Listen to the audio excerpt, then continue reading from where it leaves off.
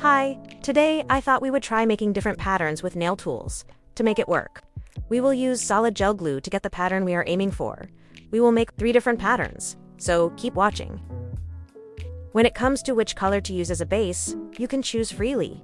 Feel free to take a color you like. The most important thing to remember is to apply a thin layer of the solid gel glue to the nail before you can start making the pattern.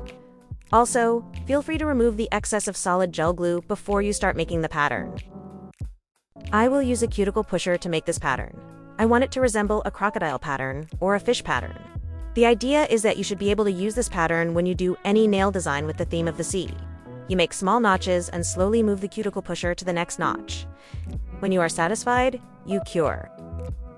Now we move on to the next design. I want to make a pattern that resembles a ruffle pattern to be able to use this pattern in different ballerina designs. As for the base, choose whatever color you want.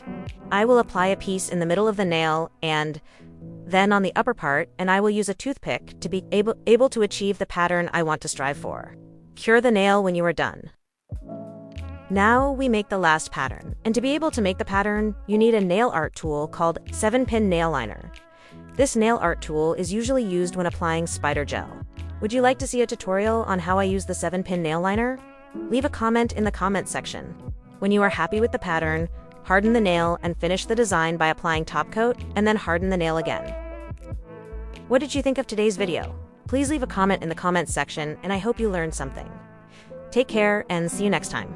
Thanks for watching.